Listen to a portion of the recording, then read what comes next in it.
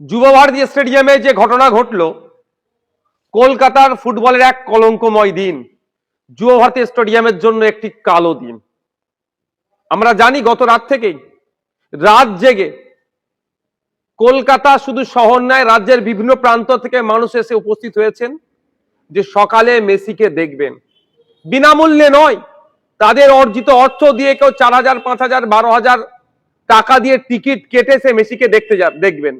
কিন্তু আমরা দেখলাম কি, দর্শকের আসনে যখন টিকিট কেটে সাধারণ মানুষ উপস্থিত হলেন, মেসি যখন মাঠে পৌঁছালো, দেখতে পাচ্ছি আমরা তাকে ঘিরে রেখেছে কারা? এই শাসক দলের নেতারা এবং তাদের আমচা চামচাগুলো। ফলে যে আশা নিয়ে রাত জেগে অপেক্ষা করছেন, যে আশা নিয়ে টিকিট কেটে মেসিকে দেখতে চাইছেন, সে আশা তারা ঠিক হলো না। ফলে বিশৃঙ্খলা হলো।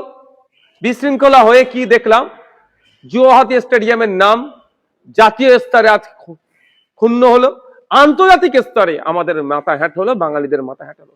এর সম্পূর্ণ দায় রাজ্য প্রশাসনের, রাজ্য সরকারের, তার ওই মন্ত্রীগুলোর, সাথে সাথে যারা অর্গানাইজিং কমিটিতে আছে।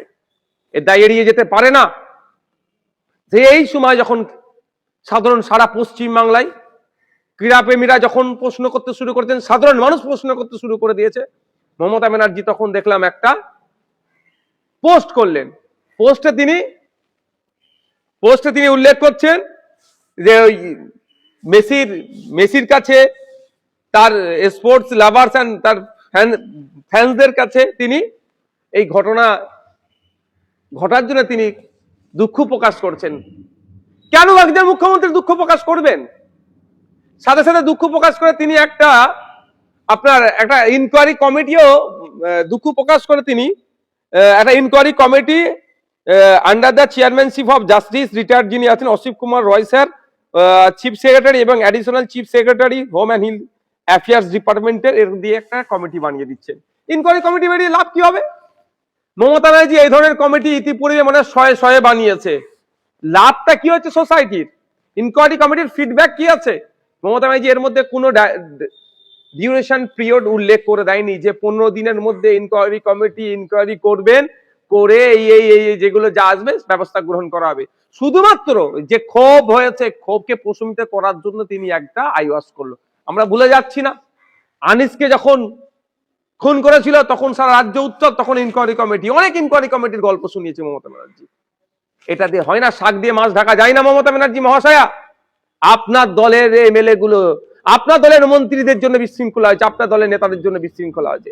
যখন এটা চরম আকার ধারণ করছে, মানুষ, সারা বাংলার মানুষ যখন এখন প্রশ্ন করছে, আমরা দেখলাম কি যে অর্গানাইজিং কমিটির যিনি মূল হোতাকে গ্রেফতার করেছেন, দত্তবাবুকে। আমি আপনাকে চ্যালেঞ্জ করছি, আপনার যদি সৎ সাহস থাকে, এই হটস্পট, এই ইনসিডেন্ট, এই বিশৃঙ্খলা, এই ক্ষয়ক্ষতি যা হয়েছে, যেমন অর্গানাইজিং কমিটি দায়ী, সাথে সাথে আপনার দলের নেতা মন্ত্রীরাও দায়ী। তাহলে পারবেন আপনি বিশ্বাস বাবুকে গ্রেফতার করতে? পারবেন আপনি বসুবাবুকে গ্রেফতার করতে? আপনার দলের ওই সমস্ত নেতাদেরকে যারা মেসিকে ঘিরে রেখে দিয়েছিল। আর দত্তবাবুর সাহস নাই আপনার দলের নেতাদেরকে বলা, স্যার আপনারা একটু সরে যান বা দর্শকরা দেখবে। কারণ আপনাদের দলের নেতারা ঘিরে রেখেছিল এই বিশৃঙ্খলা করাতে। আপনারা, যে দত্তবাবু যতটা দায়ী, বিশ্বাস বাবুও দায়ী, বসু বাবুও দায়ী। এদেরকে কি গ্রেফতার করতে পারবেন আপনি? এই গ্রেফতারটা সাপের মুখেও চুমু হলো, ব্যাঙের মুখেও চুমু হলো। যখন বাঙালি মননে ক্ষোভের বহিঃপ্রকাশ হচ্ছে, দেখতে পাচ্ছেন, আপনি বুঝতে পারছেন, সেই সময় গ্রেফতার করে একটু ক্ষোভকে একটু প্রশমিত করতে চাইছেন।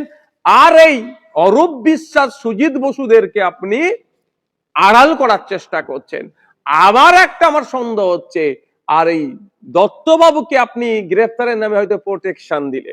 মাননীয়া, আপনি একবারের জন্য বললেন না যে যারা গরিব মানুষ অর্জিত অর্থ দিয়ে মেসিকে দেখার জন্য টিকিট কেটে গিয়েছিল, সব টিকিটের টাকা ফেরত দিতে হবে?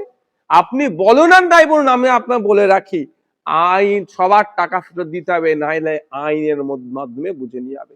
সাথে সাথে আপনি একথা বললেন না কেন যে যুব ভারতী স্টেডিয়ামে যে ক্ষয়ক্ষতি হয়েছে, সেই ক্ষয়ক্ষতি ওই অর্গানাইজিং কমিটিকে ভরপাই করতে হবে, ওদেরকে ভর্তুকি দিতে হবে, ওদেরকে পূরণ করতে হবে। জনগণের ট্যাক্সের টাকা থেকে যুব ভারতীর একটা চেয়ার বলুন আর যাই বলুন যে ক্ষয়ক্ষতি হয়েছে, একটাও ক্ষতিপূরণ দেওয়া যাবে না। অর্গানাইজিং কমিটিকে সমস্ত ক্ষতির পূরণের ব্যবস্থা করতে হবে। এটা আপনি বললেন না, কিন্তু এটা আমরা দাবি তুলছি, এই ব্যবস্থা করতে হবে।